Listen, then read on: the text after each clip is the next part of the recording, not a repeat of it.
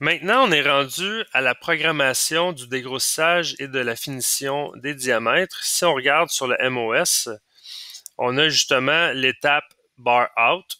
On a le dégrossissage avec l'outil numéro 1 et on a la finition avec l'outil numéro 3. Alors, si je regarde mon plan, on a les différents diamètres. Finalement, on a comme 1, 2, 3 diamètres à usiner. Le quatrième diamètre, il y a le symbole avec le crochet avec le rond au milieu, ce qui fait qu'on ne touche pas à cette section-là. Là, on va aller dans Mazzacam. Je vais continuer mon programme. Je vais choisir l'option bar pour des diamètres extérieurs. On a le bar, mais il faut spécifier. Est-ce que c'est à l'extérieur, à l'intérieur, sur la face, sur le bac arrière? Dans notre cas, à nous, c'est que ça va être out, mais la première option, le F1. Parce que l'outil va commencer dans le vide à droite de la pièce et va entrer dans la pièce pour faire des épaulements. On va choisir cette option-là. On a un deuxième out ici. Ça, c'est vraiment si on veut faire une portion rainurée, là. Ça veut dire qu'on démarre pas du côté droit de la pièce, c'est qu'on démarre sur la pièce, puis on doit faire une espèce de creusage là, sur le diamètre. Dans notre cas à nous, c'est la première option out. Et on a le mode de retract. Là, ça, c'est libre à vous. On peut faire un retract. Ça veut dire que l'outil va aller à 90 degrés en X pour revenir au début ou tout simplement, il va dégager en X et en Z en même temps, en diagonale. Fait que moi, je vais choisir l'option numéro 1. Le CPTX, c'est le CPTZ. Ça s'appelle le in-feed point. Ça, c'est le point de départ. Alors, j'ai ma pièce ici. Je vais dessiner justement qu'on a toujours de la matière brute sur le diamètre ici.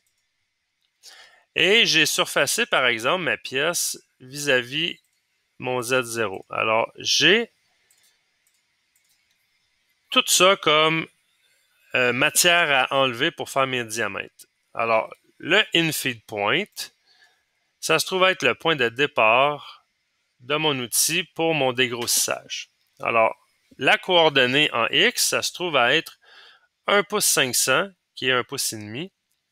Et ma coordonnée en Z, ça se trouve à être Z0 parce que j'ai surfacé ma pièce à Z0. C'est ce qu'on va écrire dans notre programme Mazatrol. CPTX, c'est le point de départ en X de mon dégrossissage et le point de départ en Z pour mon dégrossissage.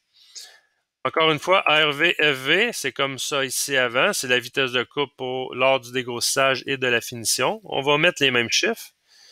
400 pieds par minute pour le dégrossage et 800 pieds par minute pour la finition.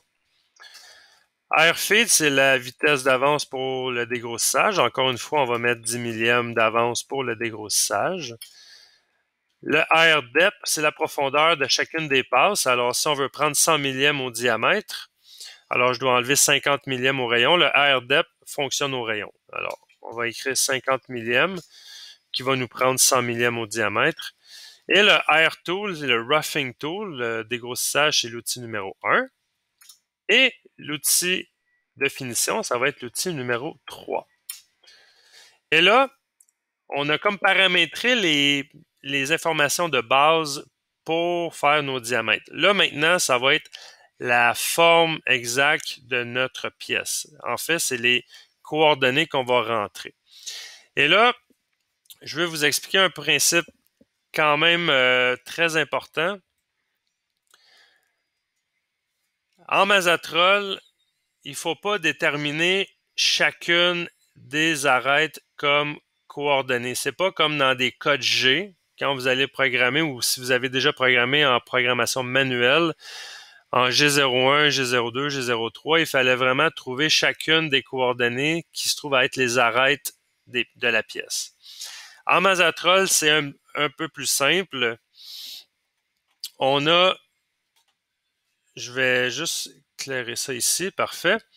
En fait, on y va. Pensez à un escalier. On a toujours la marche et on a toujours la contre-marche. Marche, contre-marche, marche, contre-marche. En Mazatrol, il faut programmer la marche et non la contre-marche. Ce qui veut dire que je dois programmer cette ligne-là ici. Je dois programmer ma deuxième ligne ici, ma troisième ligne ici. Et si je voudrais faire, là on va le voir un peu plus tard, si je voudrais faire mon petit rayon, mon ébavurage, il faudrait que je programme une petite marche ici. Ce qui veut dire que j'ai pas besoin de dire dans ma coordonnée, OK, je veux monter ici, je veux aller là, je veux monter là. Alors, à chaque fois qu'on monte la contre-marche, on n'a pas besoin de le spécifier à la machine parce qu'elle sait qu'il faut qu'elle monte. Alors, c'est pour ça que le langage Mazatrol est un peu plus simple que le langage manuel là, en code G. Alors, c'est ce qu'on va faire. Je vais aller voir mon plan et mon programme Mazatrol. Ici, la séquence numéro 1, je vais faire une ligne. C'est cette ligne-là. On commence toujours par le plus petit diamètre au plus grand pour le dégrossissage à commande numérique. Sur un tour à commande numérique, on commence par le plus petit jusqu'au plus grand. En fin de compte, on commence en bas des marches, puis on monte.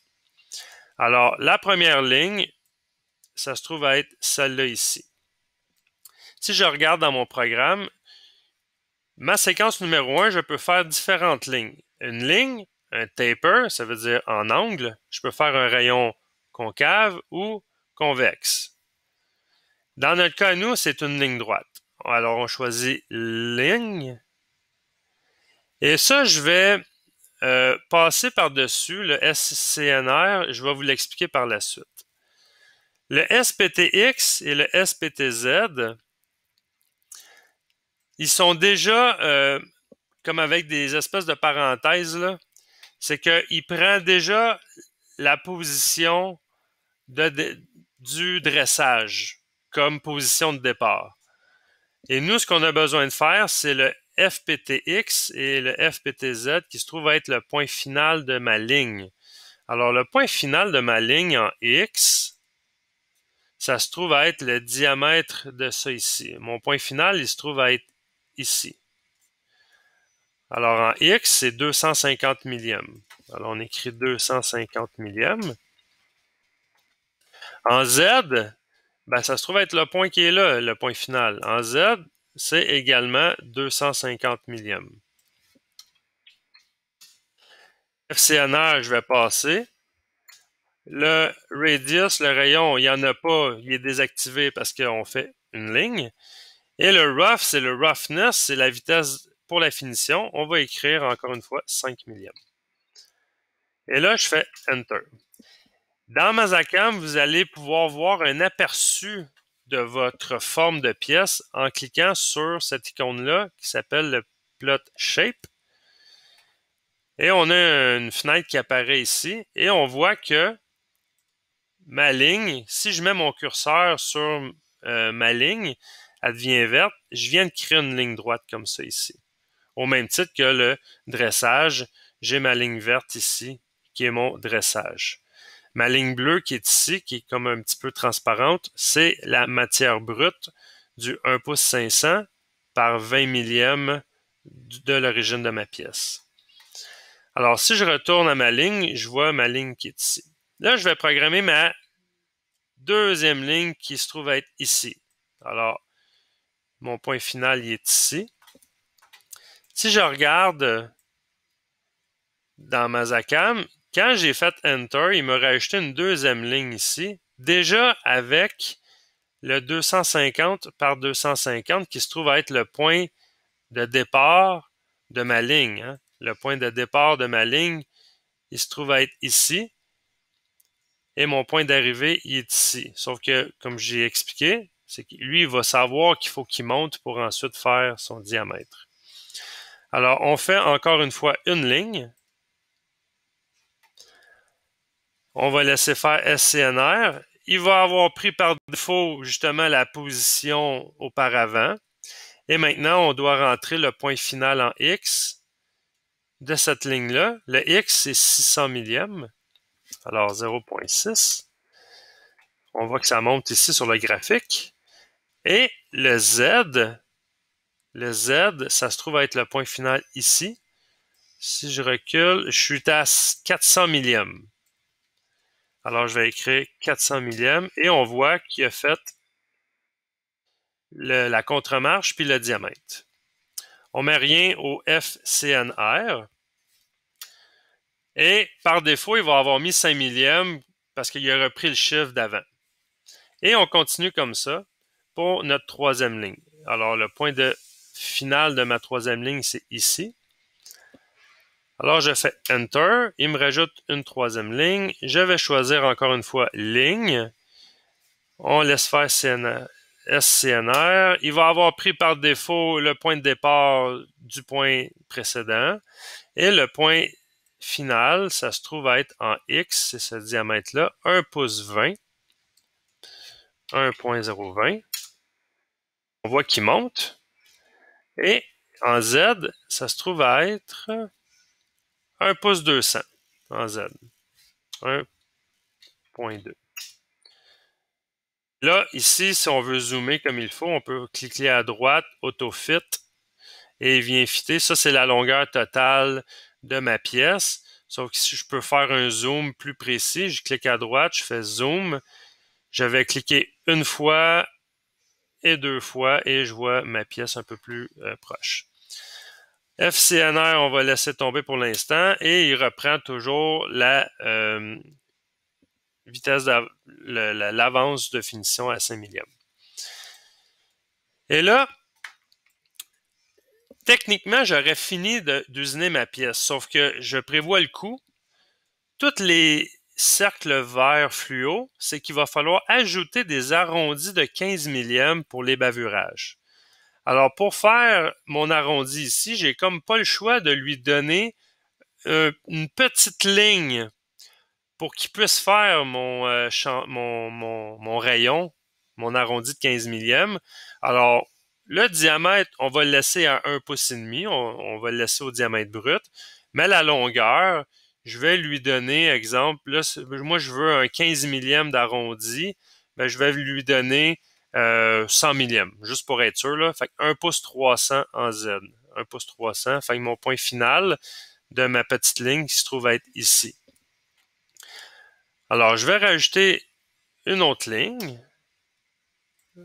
Alors, line. Mon point final en X, c'est 1 pouce et demi. 1.5. En Z, on avait dit 1 pouce 300, un petit 100 millièmes plus loin. 1 pouce 300.